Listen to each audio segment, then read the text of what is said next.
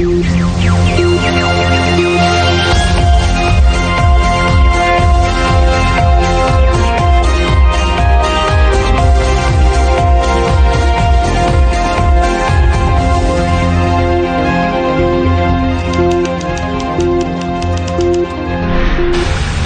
Sirisena attends Clinton Global Initiative annual meeting as a special guest. New York officials on the hunt for Ahmad Khan Rahami for questioning over Saturday's blast. Waves of Pasikuda seal the fate of a family. Residents of the Rajarada region battle to find water. MP Hadunneti responds to Minister Kiriyalla's statement on a divided report on the bond issue. Kiriyalla මෙතුමා තන් වාර්තාව හදලත් ඉවරයි. එයා එක බෙදලාත් ඉවරයි. මට කියන්න තියෙන්නේ හොරාට කලින් Kiriyalla වැටපැනලා තියෙනවා. A very good evening to you and welcome to Primetime News. I'm Sandra Ferdinando.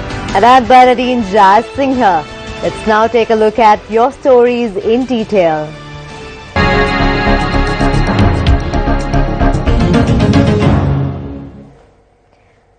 World leaders have gathered in New York where the gender debate of the 71st session of the UN General Assembly is scheduled to get underway today. Newsfirst Shami Razuddin filed this report from New York City.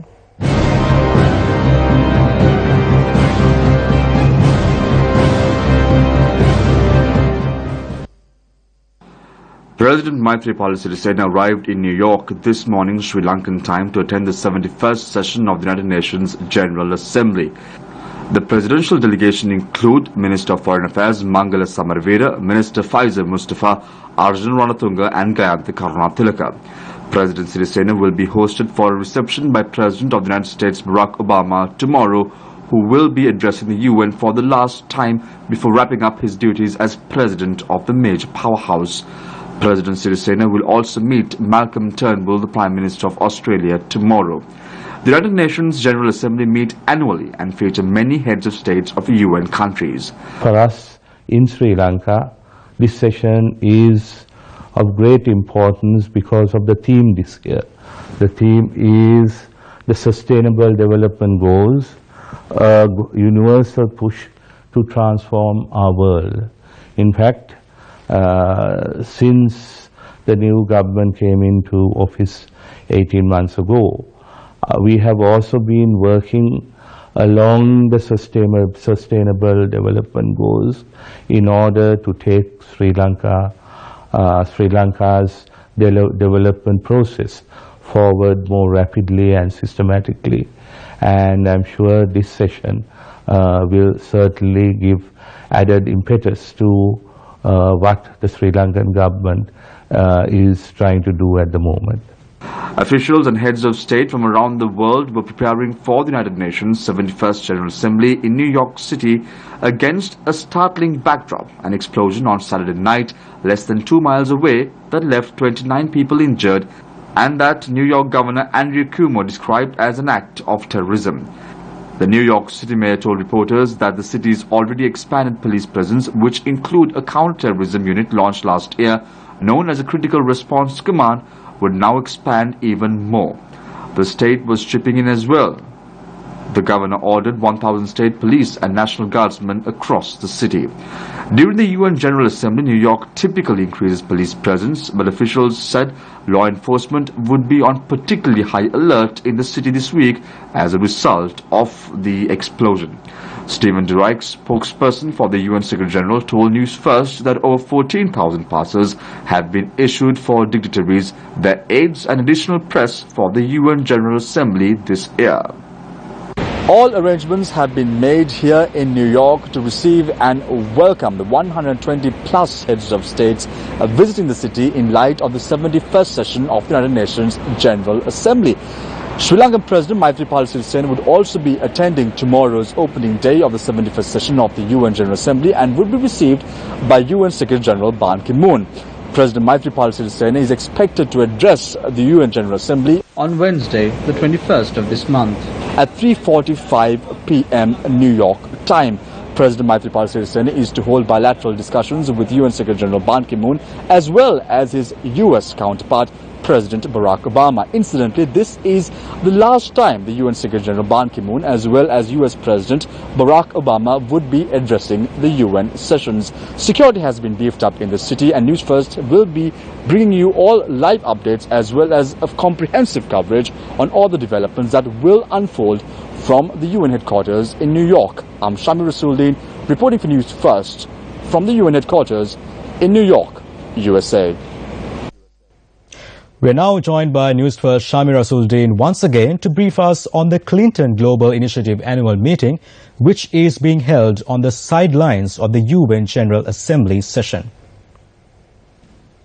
President Maithripala Sirisena, who is now in New York, is currently visiting and attending the Clinton Global Initiative seminar, which is being organized in Times Square in a very grand scale. This is incidentally one of the biggest side events as far as the UN General Assembly is concerned. President Maithripala Sirisena is attending this event on the invitation of former US President Bill Clinton. Among the speakers who would be speaking today at the Clinton Global Initiative are Madeleine K. Albright, chair of the Albright Stonebridge Group and also former US Secretary of State, as well as Stephen Löfven, Prime Minister of Sweden, will also be addressing today's Clinton Global Initiative.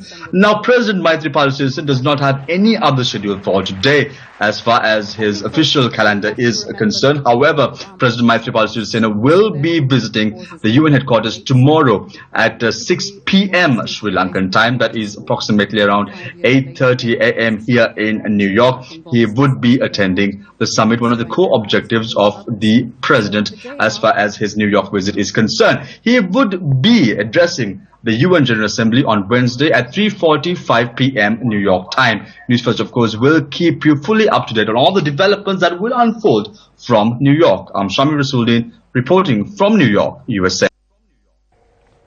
New York officials have identified a suspect wanted for questioning over Saturday's blast in the Chelsea area, in which 29 people were injured.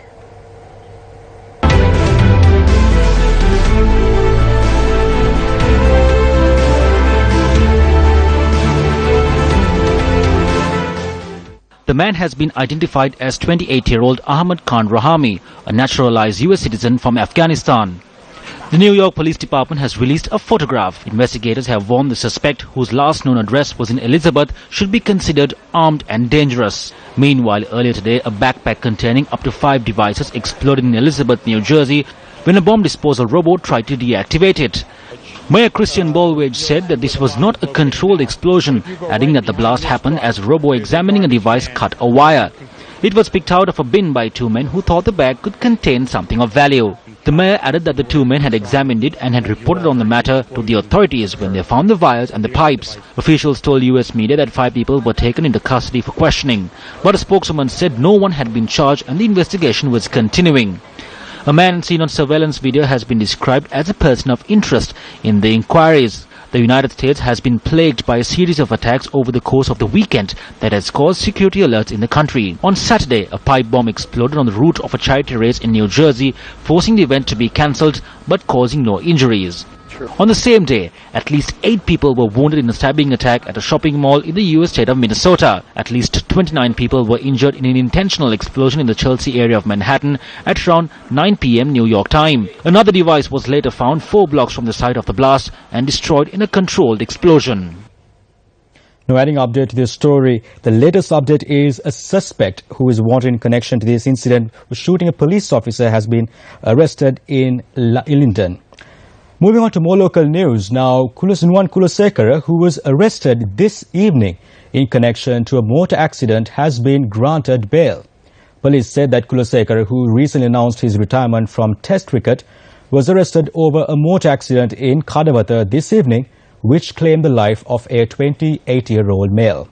The accident occurred when Kulasekara had run over a motorcyclist who had fallen off his motorcycle and got thrown onto the opposite side of the road.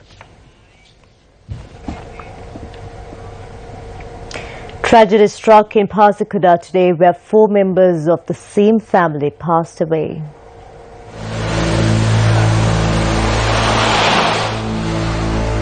Two brothers were reported missing last evening after they went to bathe at the Pasikuda beach.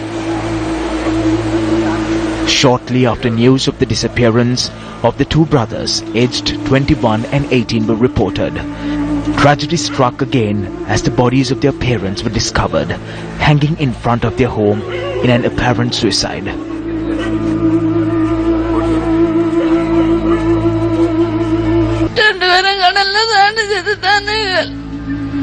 Both my brothers passed away. I have no parents either.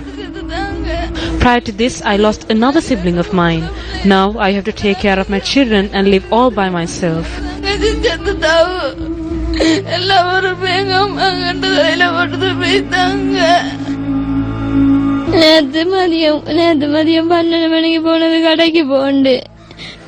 He went to work to the shop at around 12 last afternoon. His friends took him along for a sea bath.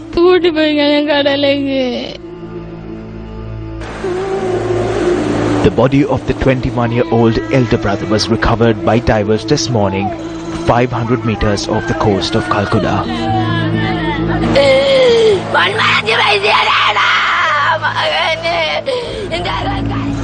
This afternoon, the body of the younger sibling was found. இந்த கல்குடா கடல்ல நின்னு சொன்னா இந்த ஆலங்குடிய கடல்ல இப்ப குளிச்சதால தான் இந்த விபத்து வர வந்த காரணம். The Calcutta beach is dangerous and it is not advisable to have sea baths. Usually people do not bathe here. When occasionally people bathe here, such tragedies take place. இந்த கடல்ல நின்னு சொன்னா ஆலங்குடிய கடலால இந்த ஆபத்து வருது. The only surviving member of this family, a woman, was hospitalized shortly after the incident due to shock and mental stress.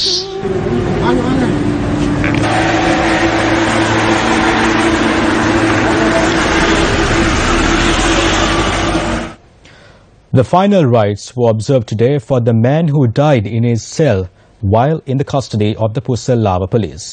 The funeral was held at the public cemetery of the Rockland estate. Police say that 30-year-old Kaviraj Ravichandran hung himself in his cell the day before yesterday, several hours after he was arrested. The family of the deceased staged a protest yesterday, claiming that the death was caused by police brutality. While a demonstration had also been planned during the funeral, a court order was issued preventing such protests. According to the post-mortem examination conducted by the judicial medical officer at the Peravenia hospital, there are signs that the deceased may have hung himself. The JMO has also ordered that parts of the victim's body be sent to the government analyst for further investigations. An inmate at the Mathura prison who was sentenced to 12 years in prison 5 days ago committed suicide by hanging himself today. Prison media spokesperson Tushar Upuldinia says the inmate was found hanging in the prison toilet by gallows at about 7:45 a.m. today and was taken to the Mathura General Hospital. The deceased, who had been convicted on charges of rape, is a resident of Mathura.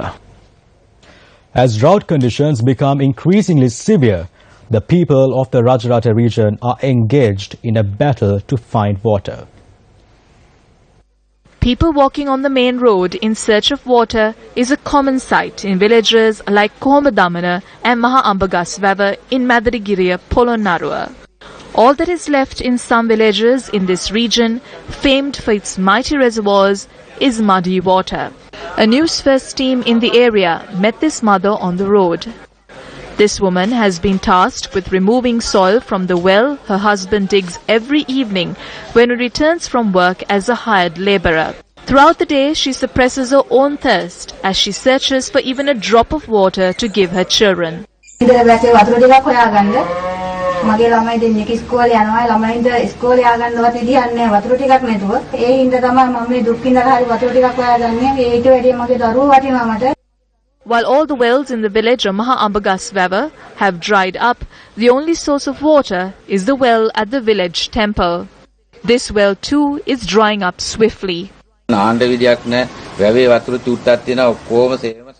We can't take a bath because the water is muddy. We had 5 dogs in our house, but 3 of them have died due to the lack of water. We too will face the same fate if we continue to live like this. There are 1,000 people in this village, but not even 100 of them have access to clean drinking water. The people in this village go down to the tank and obtain water even though they are aware that they could contract various diseases like kidney disease. But they have no choice because there is no solution to this problem. වකුගඩු රෝගය හැදෙනවා කියලා දැන දැනත් ඒ ජලය ලබා දෙන්නේ මේකට විසඳුමක් නැති නිසා 90 projects undertaken through the Gum at the 100 Days initiative had been completed, giving a new lease on life to hundreds of thousands of despairing Sri Lankans in some of the remotest parts of the island. The Gum at the 100-Day initiative. Day 62. Over the past 62 days, the lives of people living in villages which have slipped through the bureaucratic net, villages where officials are yet to set foot, have seen a new dawn. This dawn has come about through the completion of infrastructure projects which have been neglected for decades through the Gum at the 100-Day initiative. While undertaking projects to uplift the livelihoods of rural communities across the country, the Gum at the project is also embedding in the people a sense of community and social responsibility through the establishment of Gum at the Savia community organizations. These communities have been given the opportunity to lead themselves into the future and to face challenges with faith and confidence. Bringing new meaning to the lives of senior citizens, renewed energy for the youth, trust for the women and a bright future for the children, the Gum at the 100 Days initiative continues to blaze a trail of progress in public service. Tomorrow, work will commence on the renovation of the committee hall at the Sri Samudrasana Vihara in Kamdakulia, resolving yet another issue faced by rural Sri Lankans. The Gum at the 100-Day initiative. With the people, for the people. You're watching News First, and up next is Action TV.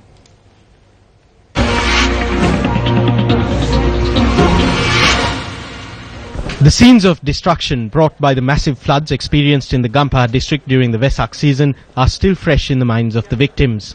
Shortly after this natural disaster, the Gampaha District Development Coordination meeting was held on the 2nd of June under the auspices of the President. The focus of this meeting was human activity that could have contributed to the increased severity of the flooding.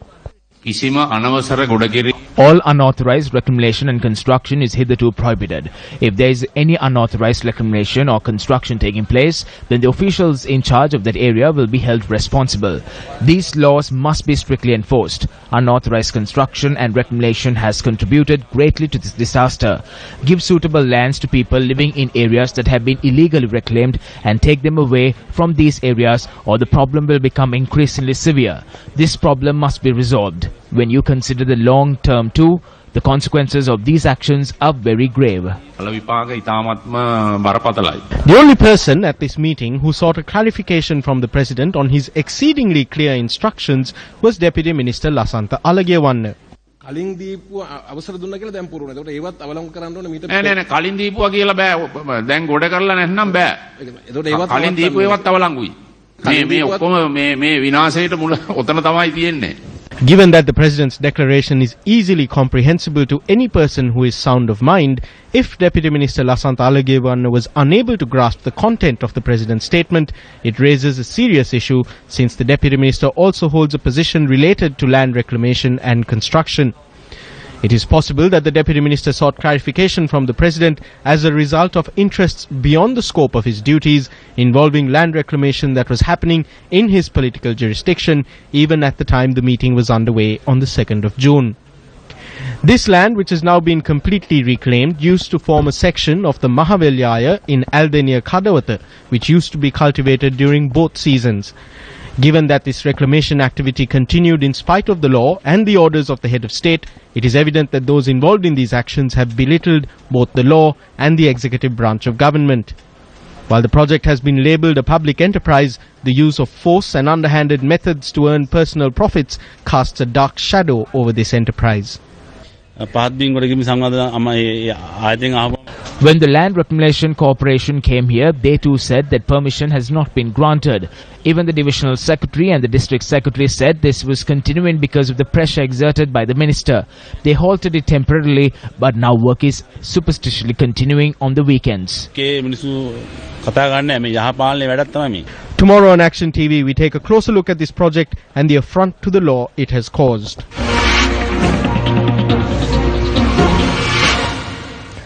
The prevailing drought in the Rajarata region is driving wild elephants into the villages.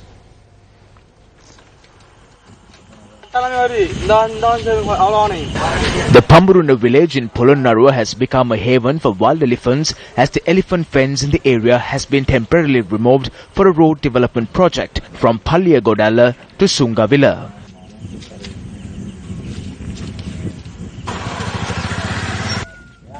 The road development project has now opened new avenues for wild elephants to stray into the villages.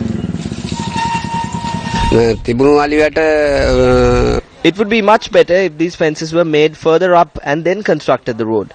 But what they have done is that they have removed all the fences. Several villages here are facing the threat of wild elephants. Close to 200 to 300 wild elephants enroach these areas at night, so we have to stay up all night. We definitely need a road, but the elephant fence is just as important, because you can never tell when a person could be killed by an elephant while travelling from Sungavilla to Pamburana. Such is the wild elephant situation here. Meanwhile, wild elephants had encroached into the Dehiyata Khandiya, Sandunpura and Yelagama villages last night. The wild elephants had caused damages to 7 homes close to the main road. It took a lot of effort to drive the elephants away. With the efforts of the entire village, the elephants were driven away.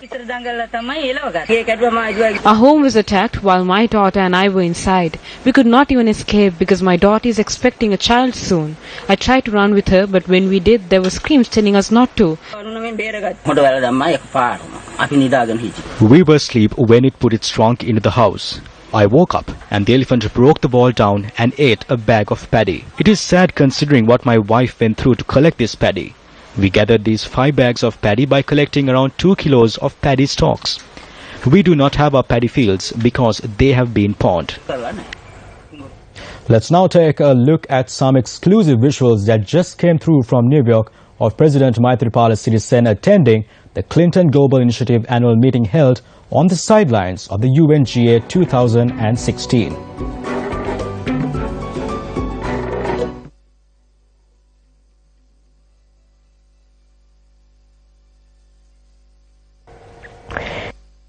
The Parliamentary Committee on Public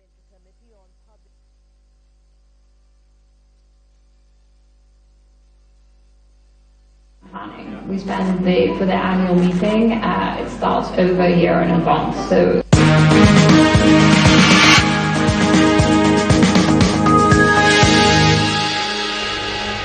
the chairman of the Parliamentary Committee on Public Enterprises or COPE, MP Sunil Handuneti, has expressed displeasure over certain statements regarding the committee's investigation into the central bank bond scam. The investigative report compiled by COPE on alleged irregularities in central bank bond transactions is to be presented to Parliament on the 13th of October. Meanwhile, several weekend newspapers had quoted Minister Lakshman Kiriyalla yesterday commenting on the COPE report. The Sunday Lanka newspaper quoted Minister Lakshman Kiriyalla in the political column stating that the COPE investigation would be released in 2 reports, a majority report and a minority report. The newspaper also reports that Kiriyalla had claimed the majority of COPE members were of the opinion that there had been no scam in the bond issue. As per the first COPE report released recently, the committee comprises of 26 MPs. 11 MPs in COPE were elected to Parliament from the United National Party. Furthermore, the committee comprises of 4 SLFP MPs, 4 JVP MPs, 4 TNA MPs and 3 MPs from the joint opposition. At times when the government wants to score points, they harp on the fact that Handuneti has been appointed chairman of COPE and that this is their democracy because this was not the case in the past. They say that Handuneti can act as he wishes, independently. Having said that, then Minister Kiriella goes to the newspapers and says that a split report will be presented by COPE on the investigation into the bond scam. He says that a majority are of the opinion that there was no scam. If they claim that they are allowing us to function independently, then why is Minister Kiriella, who is not even a member of COPE, attempting to portray that there is a split report? COPE is carrying out the investigation as per the powers vested in us. But Minister Kiriella has already completed the report. He has distributed it as well and written the verdict already.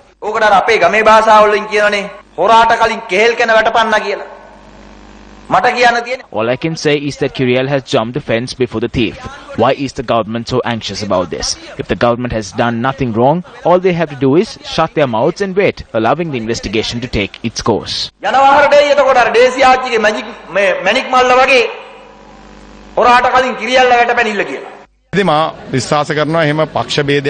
I believe that they must deliver the correct decision, casting aside party differences. Rather than focus on his political party or personality, if the person has committed fraud, then it is the responsibility of people in all political parties to name him a fraudster. As far as I am aware, several submissions have been made. It is the politician's responsibility as a representative of the people to punish such individuals even if they commit minor fraud or theft. If they fail to do so, the people of this country will punish the politicians. Minister Sajid Premadasa expressed the following views in Hambantota today. We were in a volcano of debt and it was about to erupt. But we have somehow made the volcano inactive using the international relations of the good governance regime. But we have not yet escaped this debt trap. In order to escape this debt trap, we need a far-sighted, wise and visionary journey. We must utilize computer technology, the internet and modern technology. We must become a country that is at the forefront in the information technology sector. As a government, we are committed to improving English language literacy in these rural schools. The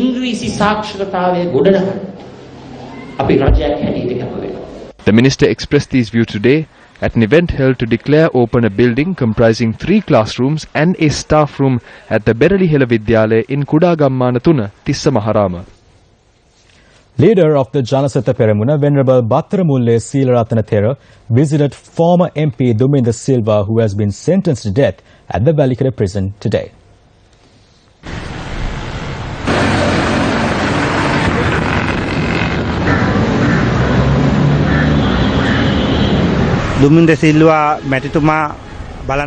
I came today to visit Duminda Silva. He is in a mad state of mind. I told him that we must respect the law. This should be known by politicians in the future. All politicians must know that if they do wrong, they will be punished. Not only Duminda Silva. If certain persons in the Yahapalana government are doing wrong, immediately arrest them too. Duminda Silva Mahatmya Pamanak Neme Yahapalana Raji Etamay Perdikalatiana Vahamatanguraganda. Former Minister Imtiaz Bakir Makar assumed duties as the chairman of the National Media Centre. The establishment of a National Media Centre was recently approved by Cabinet. President's Media Director Dharmasri Ekanayaka, Additional Secretary to the Prime Minister Saman Ataudetti and Director of Information Ranga Kalan Surya are among the members of the National Media Centre. We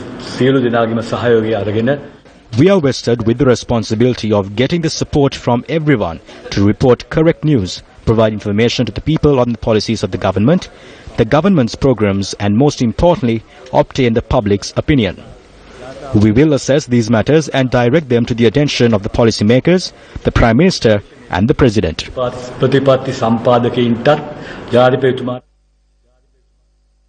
Chandrasena, who was summoned before the Police Financial Crimes Investigation Division today. The former minister was summoned to record a statement over an alleged transaction which is said to have taken place when distributing corn seeds in the Anuradhapura district during the previous government. I was told to come and provide a statement and I did. That is all. A grand festival of peace in Seoul, South Korea. Over 100,000 people gathered at the Olympic Stadium in Seoul, South Korea yesterday to call out for world peace with one voice. News First Ramesh Irugal Bandar filed this report. And with that, we wrap up primetime news. For the News First team, I'm Sandru Ferdinando. And I'm Bernadine Jai Singha. Good night. Take care.